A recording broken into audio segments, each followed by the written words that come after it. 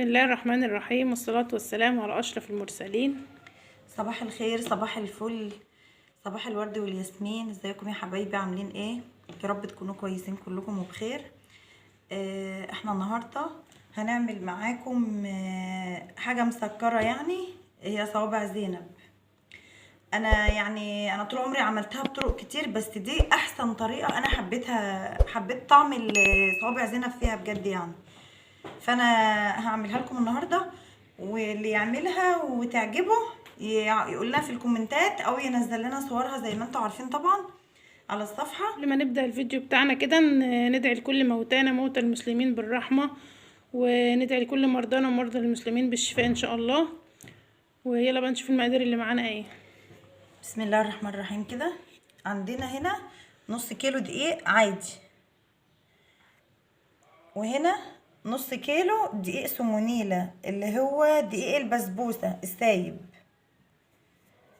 وعندنا هنا 2 معلقة خميرة فورية، و2 معلقة كبيرة من السكر، وهنا كوباية زيت.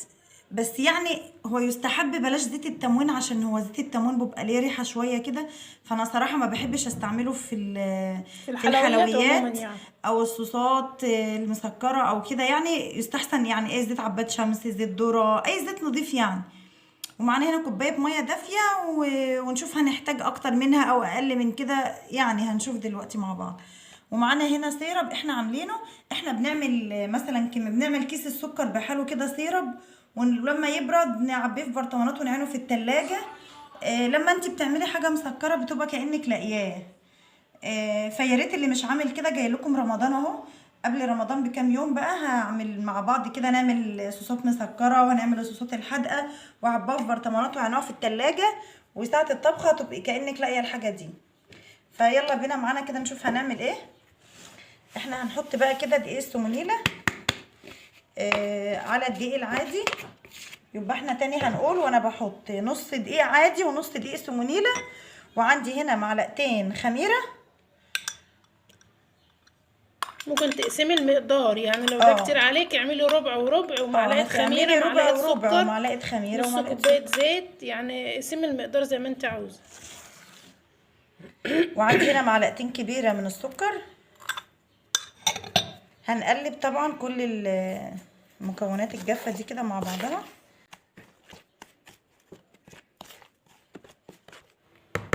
دلوقتي بقى انا هنزل كوبايه الزيت كده،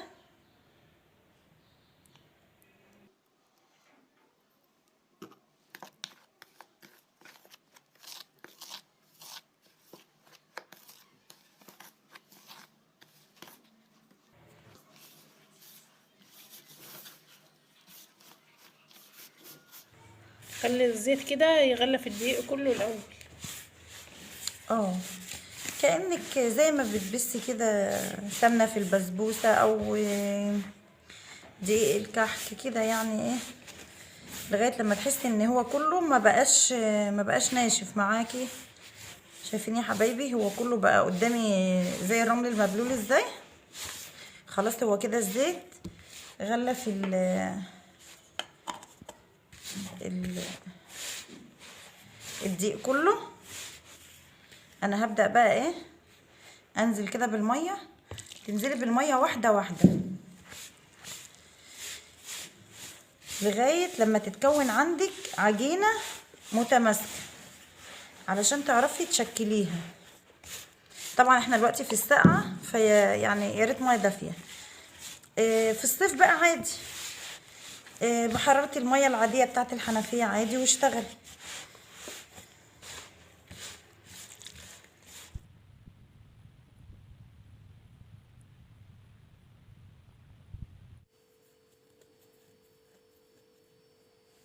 خلاص العجينة معانا كده، بصوا بقت عاملة ازاي، بصوا طرية ازاي.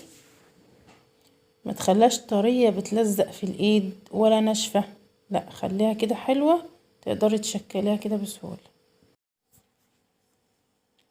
هي خدت معانا كمان نص كوباية مية، يعني المقدار ده خد معانا كوباية ونص. السيرب معانا كوبايه السكر عليها كوبايه ميه، وبتسيبيه لغايه ما يتقل معاكي، وعصره ليمونه، والفانيليا طبعا. فاحنا هندفيها بقى ونغطيها كده، ولما تخمر هنرجع لكم مع بعض نشوف هنعمل ايه. بسم الله الرحمن الرحيم. بصوا هنا كده يا حبايبي العجينه بعد ما خمرت. بصوا هنا كده شايفين، بس عشان هي الوعايه كبيره مش باين، بس شايفين الخمر باين ازاي؟ شايفين؟ هنبدا بقى دلوقتي نشكلها مع بعض كده. سموا الله كده، بسم الله الرحمن الرحيم. هناخد قطعه كده صغيره. انتوا عارفين الكفته اللي هي كفته الرز دي اللي احنا بنعملها كده،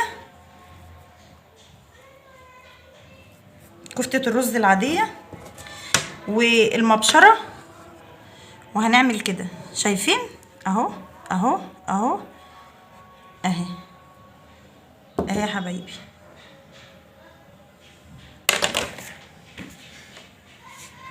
تاني حته كده صغيره، وهنعمل كده عادي كأنك بتصبعي الكفته اللي هي بتاعه الرز دي. طبعا كلنا بنعمل الكفته، وهنبقى نعملها لكم برده مره على القناه اهو، على المبشره، على الصغير مش على الواسع، على الضيق. المبشره بتاعه الشيبسي برده هتلاقي فيها نفس كده اهو، وهتمشي معاها اهو اهي. شايفين اهي.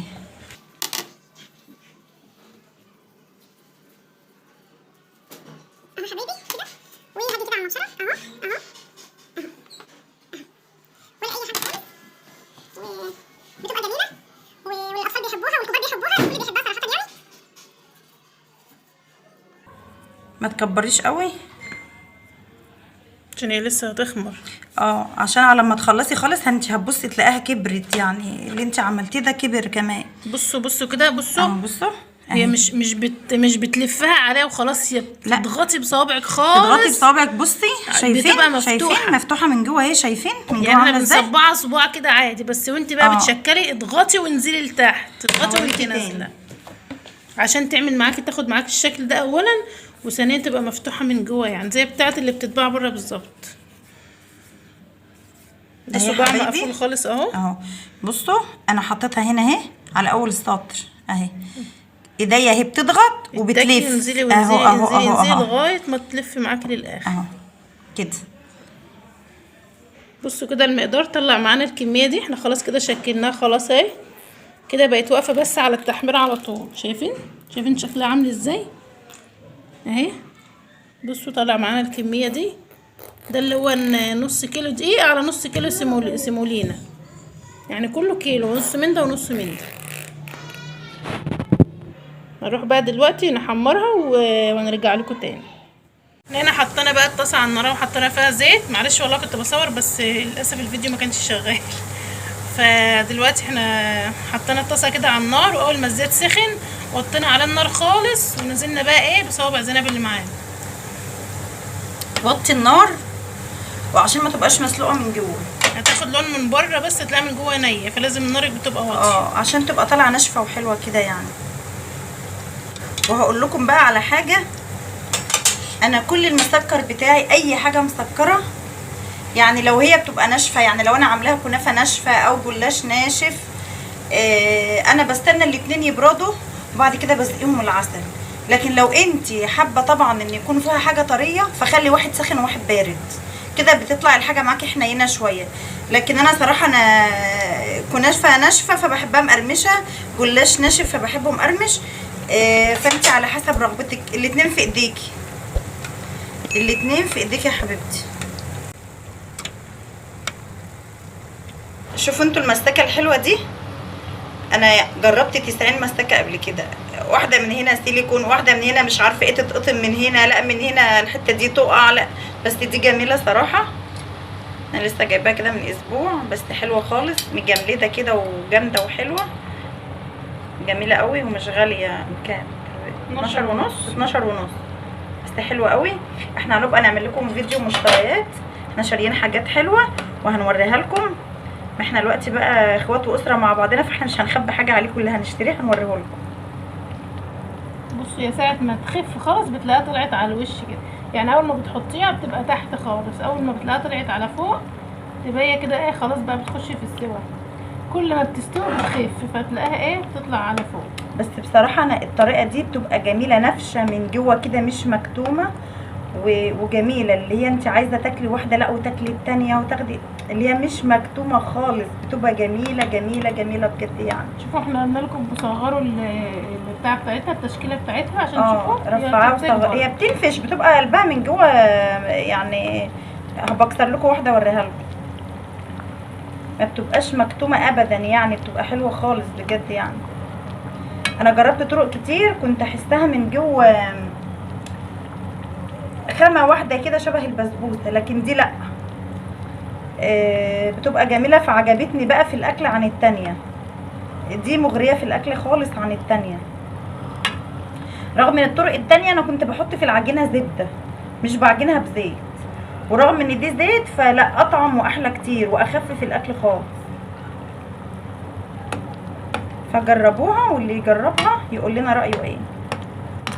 ممكن وصفه تعجبني ما تعجبكوش، طريقه عجباني انا بشتغل بيها ما تعجبكيش انتي، والعكس صحيح طبعا، طريقه عجباكي ما تعجبنيش كده يعني. فهي الحياه لا انت اصلا ممكن تعملي حاجه لا مش مظبوطه معاكي، طب انا اجربها تاني اعملها، ممكن تبقى ظبطت شويه بس برضو مش زي ما انا شايفاها، اعملها كمان مره، ما تيأسيش يعني، جربي الحاجه مره واثنين وثلاثه، ما تستصعبيش حاجه.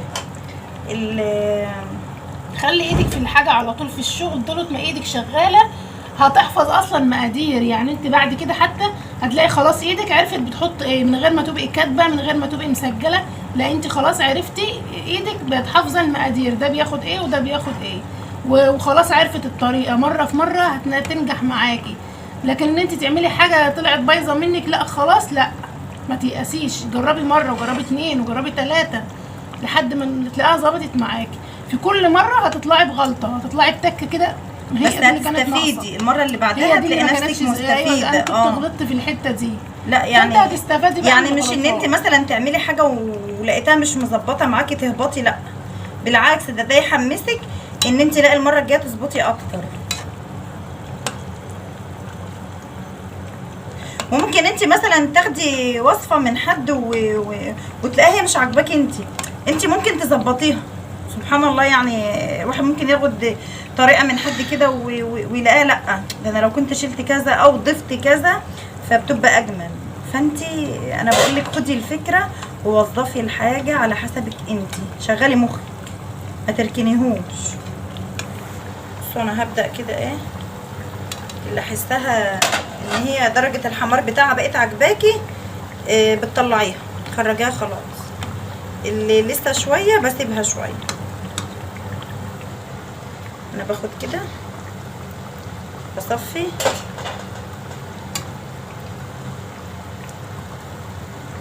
اللي حاسه ان هي خلاص لونها بقى كويس انا بطلعها كده.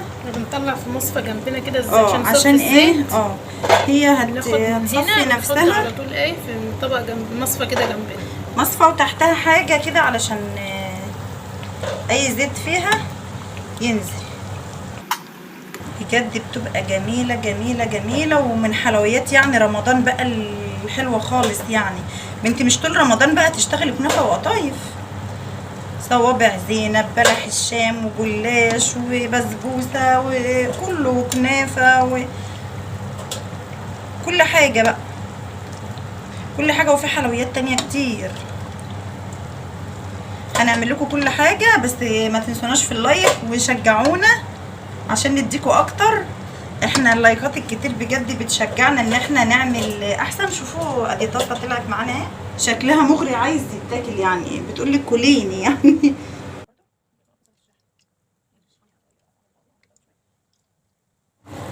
خلاص احنا كده هنطلع الطاسه التانية كمان اهي، ونحط بقى باقي المقدار كله ونخلصه بقى كله ونرجع لكم تاني نحطه في السيرب مع بعض. حبايبي ده اهو صوابع زينب بعد ما اتعملت معانا احمرت.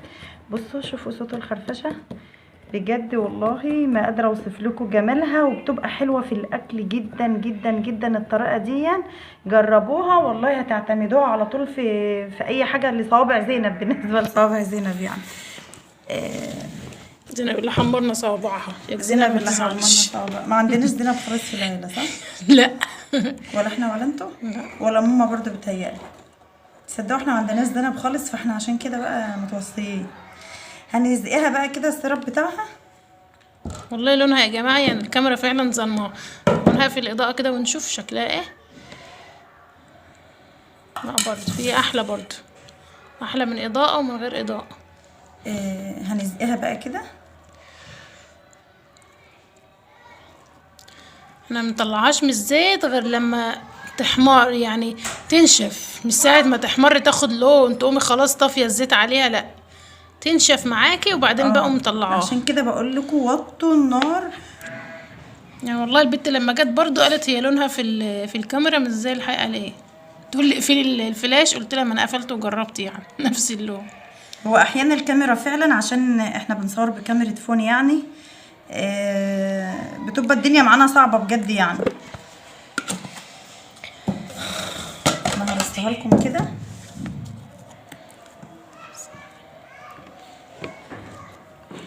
بصوا احنا كده خلاص اهو غرفناهم في الاطباق دي كده. احنا غرفنا دول ولسه عندنا كمية قد ايه والله من المقدار اللي احنا وريناه لكم ده. ما شاء الله يعني، والله العظيم ما انا قادره اوصف لكم. احنا حاشين العيال بالعافيه. العيال عمالين يتخانقوا مجرد معانا، بس ان كل واحد خد واحده دقه خطفوا والله العظيم عمالين يخطفوا. مش عارفين ننهي التصوير بسببه. فاحنا غرفنا طبق كده وطبق اهو كمان معانا. ترش عليه جوز هند كده لو انت حابه. سوداني، مكسرات، اي حاجه عندك. سوداني براحتك. مجروش كده رش عليه براحتك يعني. براحتك خالص. بس بجد والله جربوا الوصفه دي مش هتندموا ابدا. جميله جميله جميله، تحفه تحفه بجد يعني. بجد يا سيدي يا سيدي، ولا احلى محل حلواني يطلعها كده. جميله جميله جميله. بصوا كده احنا غرفنا معاكم اسمها ايه، صوابع البت زينب دي، غرفناها معاكم اهي. حطهم بقى في الاطباق بقى زي ما انتوا عاوزين. حطينا بقى هنا جوز هند على ده. انا خدت ادوق بصراحه يعني، وده مش قادره ساده. اوصف لكم بصراحه. جميله مش راضيين يسيبوا اللي بتاع. اما نخلص تصوير مش هنلاقي حاجه. اللي بره مش هيجوا، مش هيلاقوا حاجه ياكلوها. بصوا جربوا بقى الوصفه دي كده وقولوا لنا رايكم فيها ايه. ما تنسوناش، مش عارفه انا باكلها صراحه جميله مش قادره اقاوم. جميله جميله. ما تنسوناش في اللايك والشير والسبسكرايب للقناه. ويا رب النهارده تكون وصفتنا دي عجبتكم، واللي يعملها يبعت يعرفنا هي عجبته ولا لا، عشان هو طبعا لما يعملها هيدوق. احنا ما فتحناش قدامهم صدقي. افتح نسينا نفتح لكم واحده. بصوا يا حبايبي، بصوا اتقطمت ازاي، مش طريه. سامعين صوتها وهي بتتكسر اصلا. ايوه افتحي كمان واحده كده يا منى، وقلبها من جوه مفرغ زي العيش الفينو. بصوا اصلا شايفين سامعين صوت الكسره بتاعتها؟ تحفه تحفه تحفه بجد بجد، ما تقدروش تقاوموها. يلا جربوا بقى الوصفه بتاعتنا كده وقولوا لنا رايكم ايه. ومش مكلفه ولا سمنه بلدي ولا زبده ولا اي حاجه خالص. عندك زيت والدقيق واشتغلي. من احلى الوصفات بقى. ولادك هيتهبلوا عليها بجد يعني، وهتعجب جوزك جدا. واستنونا في وصفات احلى واحلى واحلى مع طبختي في حلتي. يلا بقى عشان ناكل مش فاضيين. تنسوش تبعتوا لنا الوصفات كده اللي بتجربوها وتطلع معاكم كويسه على الجروب بتاعنا. يلا يا رب نكون خفاف عليكم. سلام.